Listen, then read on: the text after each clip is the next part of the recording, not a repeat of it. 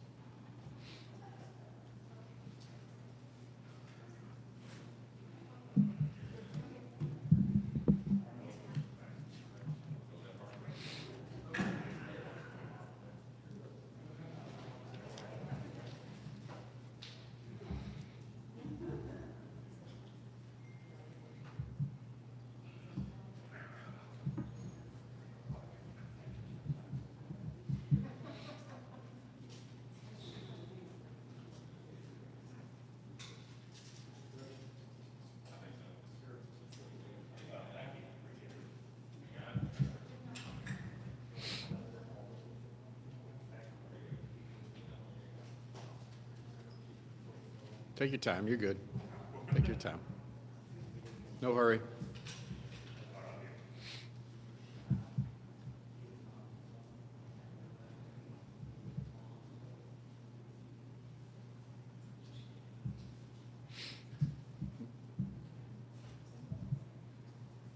Tell me when we're ready, Renee.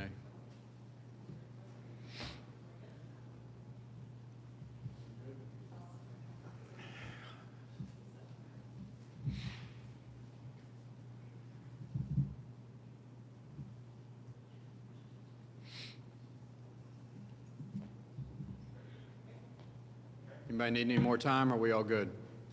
You good? All right. Welcome, everybody, and I can't tell you how excited I am, first of all, to just be inside of a school where faculty and staff are meeting right now for professional development in person. Got to yell down the road to our nutrition service workers walking in, how excited they are. You can just feel the excitement to come to a school where the parking lot is full of cars. And there's a lot of action, and this is why we all get into this business. I've said it several times over the past week. You know, we all got into this business. I decided to go through the School of Education, and I know the faculty and staff here because we want to interact with students. And it's been a tough year, a long year, where we've had to do so much of this virtually, whether that be professional development, collegial stuff that all of our professional educators do, or interacting with kids. It's all been virtual, and now we are getting to see back in person. So that is just so exciting. I've been looking forward to this day for a long time, and we would really hope that it would come earlier, but we are so excited that we are going to be opening these doors tomorrow and welcoming our K through 2 Group A students into the building, and Thursday will be Group B, K through 5 students. So it's just an exciting time for us here to get our students back and to be working with our students. Secondly, I'm always excited to be in Semple Elementary School. I have to be honest, it is one of my favorite schools in JCPS, and we come here and bother them a lot. Principal Randall here and her team have to put up with me coming into her school. I know as a principal, when you're trying to get started and you're trying to work with professional development, and all of a sudden you get a phone call from communications in JCPS, say, guess what? We're having a press conference and we're bringing every news station and the superintendent is coming out to your school. I know that feeling of, are you serious? But this is one of my favorite schools to go to just because of the culture in this building. And I've talked about school culture a lot since I took over as superintendent, and how you can feel it when you walk into a school building. And that's what happens in Semple Elementary. You walk in here and you'll feel it when you tour. If you interact with any of the staff members here, you feel a great positive culture from the staff here. And that positive culture is signified by, we can't wait to get our students back in school. I remember a couple years ago, I've said this several times being here, but I think it was just a little under 2 years ago. And I was here on the last day of school, the absolute last release of elementary school students in the back. And you go across the country, most faculty and staff, they're like so excited, it's the end of school, it's summertime. But Semple Elementary was a school where the staff were actually crying because the students were leaving. And they were saying, we can't wait to see you again back in the fall. And the kids were getting on the bus, waving at their teachers and crying too. That's the kind of school culture that is so powerful, that is present here at Semple Elementary, and it is just a special place. And then I remember walking in the gym after that, and the faculty and staff getting together and having a little goodbye party, and they started dancing. Principal Randall tried to get me to dance, and to no one's surprise, I'm sure in here, I'm not a very good dancer. And I refused to do that. I might have tapped my foot a little bit. But it's such a great place to be, and so we are excited to be here today and see the faculty and staff going through professional development. And we're under 24 hours now, about 23 hours from now, maybe 22 and a half, that we were holding press conferences saying that we were going to NTI, and actually saying I didn't know if you could do it in a large district like this. And we were rallying right now to get Chromebooks to families, and I'm sure a lot of the Semple Elementary school families were getting Chromebooks and hotspots so that we could begin to offer this virtual instruction to our students. And so it's been a challenge. There is no doubt about it. But once again, I would put the work up of JCPS faculty and staff over the past year up against anyone. When you look at these nutrition service workers, and the weather is better today, but throughout the entire winter, they've been out there passing out meals in rain and snow and cold and hot in the summertime. They've been out there doing that. And I think we've surpassed 8 million meals as we've done this. And to our school leaders who have been working so hard to do something we've never done before, which is to implement a back-to-school plan while teaching virtually and providing all those supports for our kids, but also getting their schools ready to come back to school and implement CDC guidelines for our kids, to offer a hybrid schedule, A and B model, while also offering virtual academy to about 35% of our students in JCPS. I've said this, the larger the district, the harder the task and challenges with this, and yet our school leaders have stepped up. I've been in several schools and they are ready to go. They are ready to welcome our students back, and that's once again why we got an education. So I'm so proud of our employees, proud of our nutrition service workers, proud of our school leaders, our district leaders, proud of our custodial staff for working so hard to prepare our schools for safe and making sure our kids have what they need. So proud of our transportation staff who are ready to get 722 buses out. And I was driving this morning and you hopefully saw our buses out practicing their routes today over the past week. And it's just great to see big yellow buses out driving around, because what it means is school's about to open back up.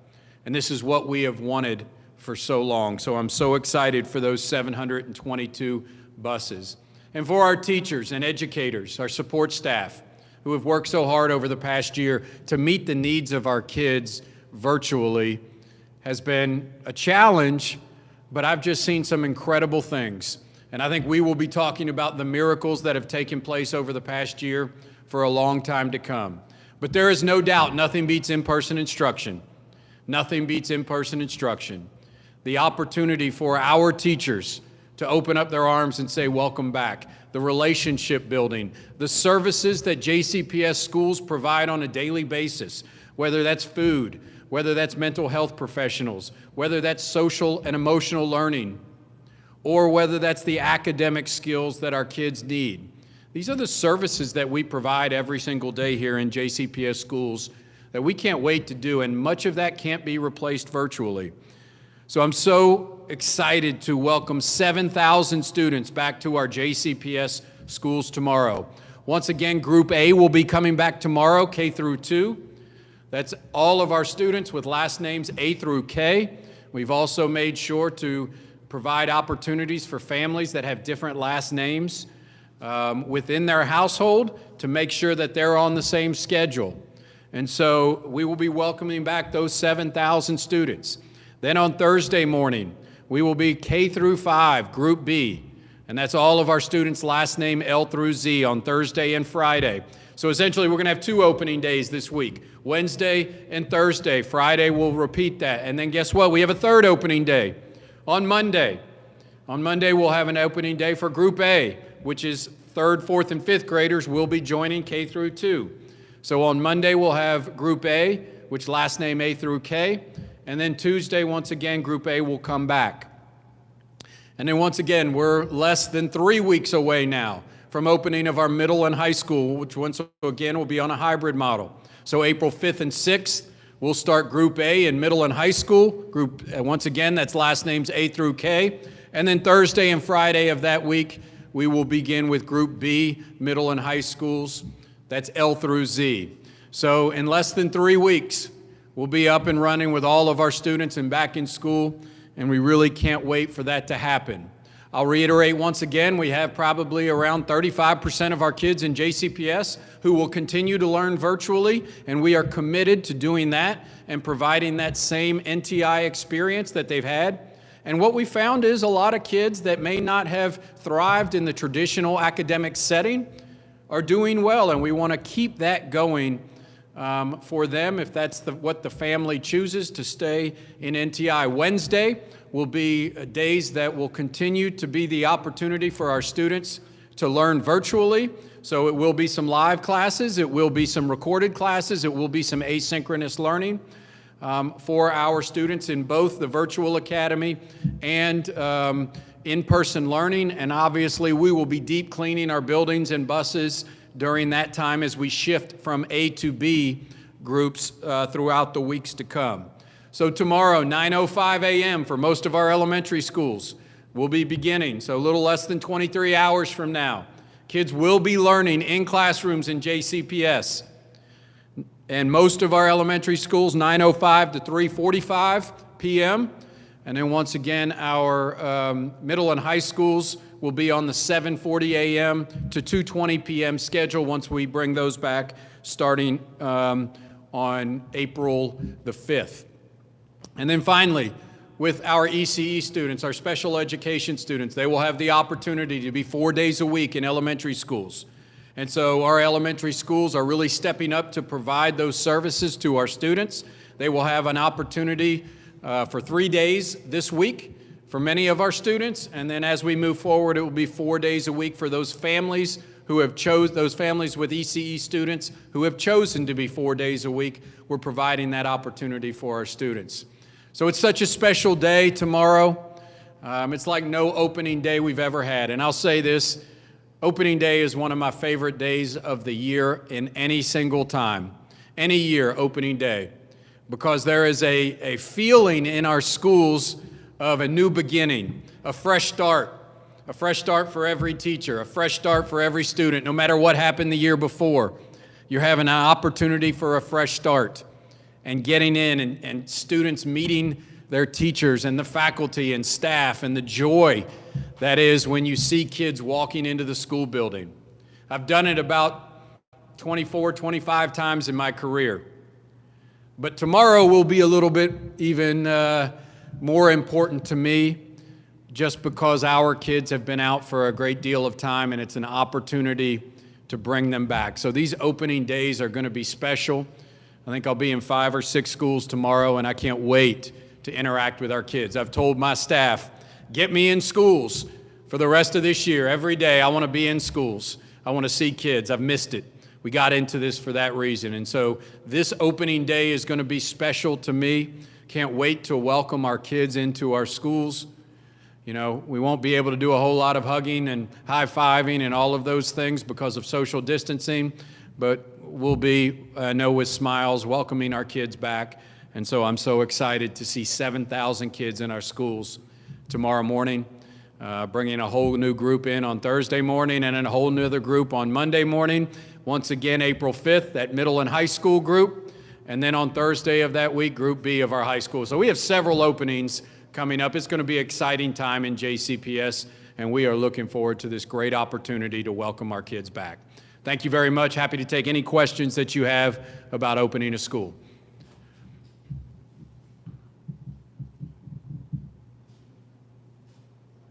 Yes, ma'am.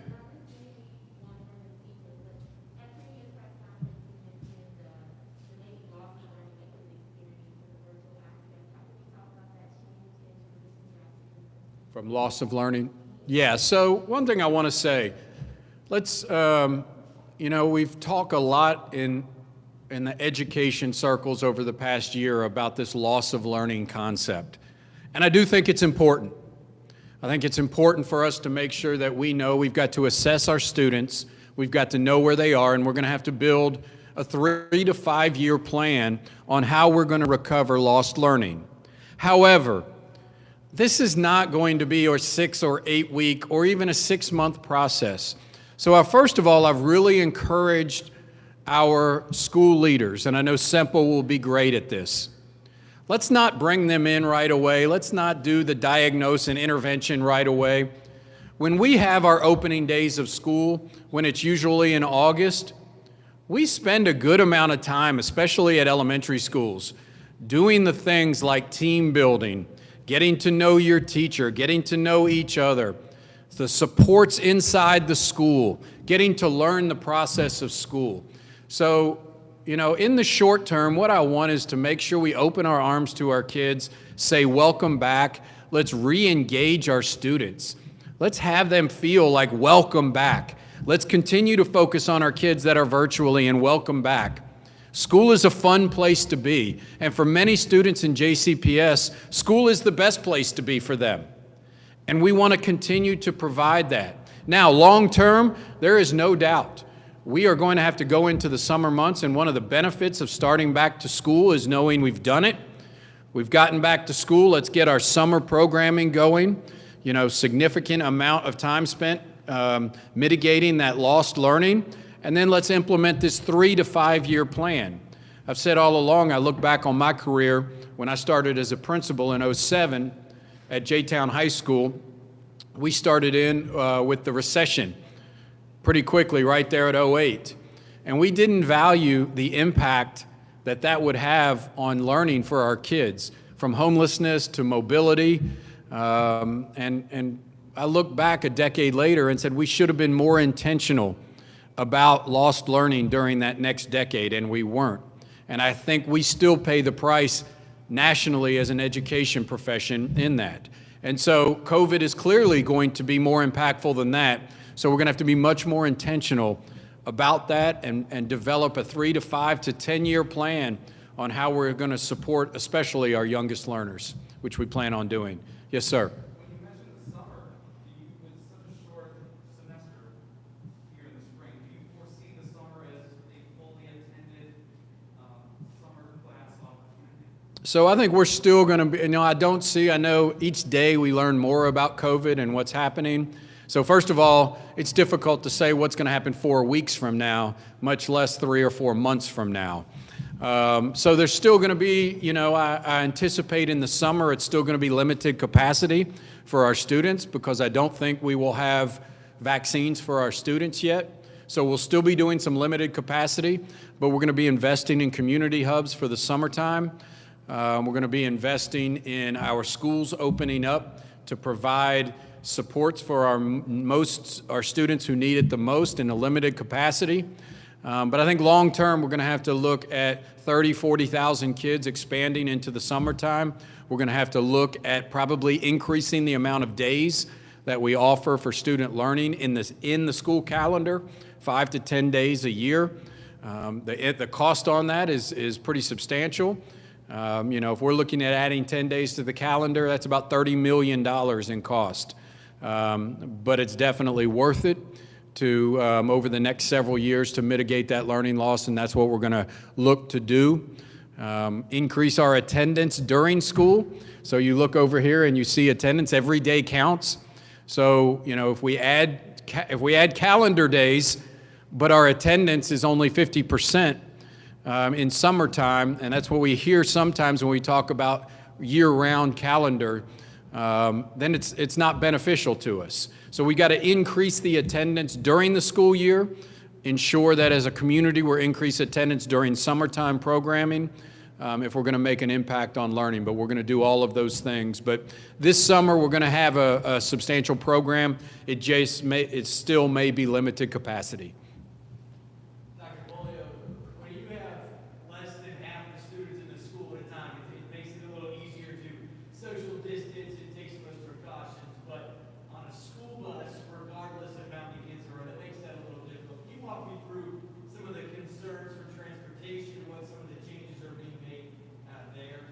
Yeah, sure. Well, the hybrid model definitely helped us with transportation. There is no doubt about it. I don't think we have any buses of the 722 that have more than 25 students on it at this time, and many are going to be far less than that. So at a minimum, that makes, at the absolute worst, that makes 1 per seat. So with mask wearing, that allows us to follow CDC guidelines.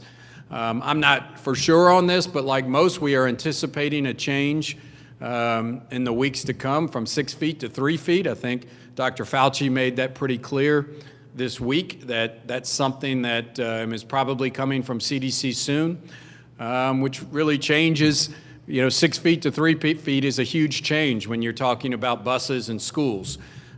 We want to continue to ensure that all of our staff and students feel safe. So we're able to do that on our buses right now moving forward. And then when you really look at our classroom size across all of our schools, we're able to do that. So the hybrid model is a big help with that as we implement our back-to-school plan. Are there any last-minute things you guys are doing today to get ready for the big day tomorrow? Yeah, I'm sure that, it's like any other. As a principal, I could tell you this. The day before the start of school on a regular school year, you are scurrying around the school, finishing up things, finding things that you still need to do to welcome students.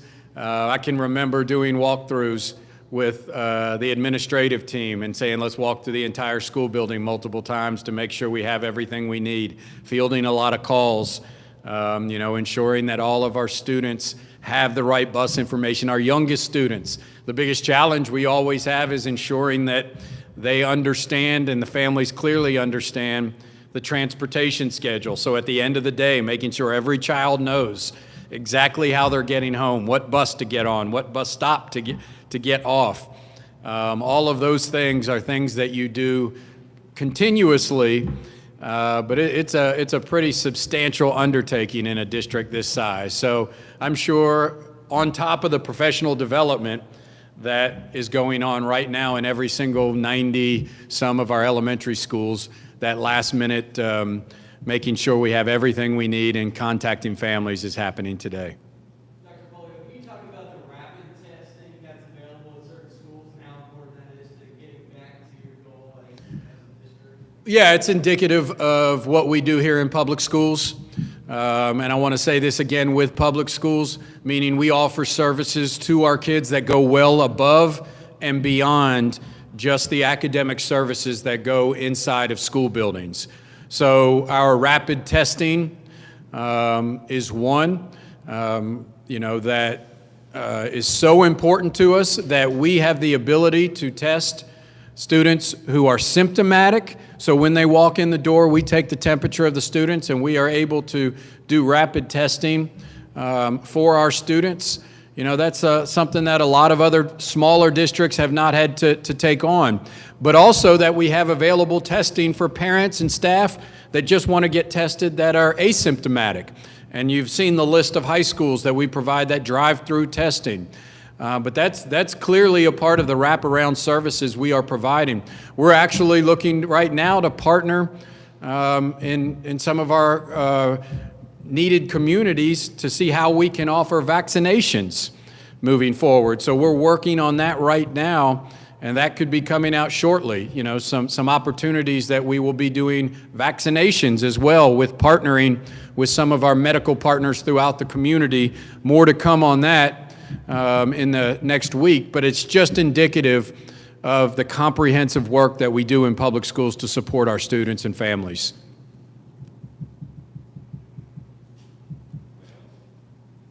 Anything else? Thanks, guys. We're going to split up into groups and take you to the classroom, talk to teachers, and talk to principals later. Thank you, guys.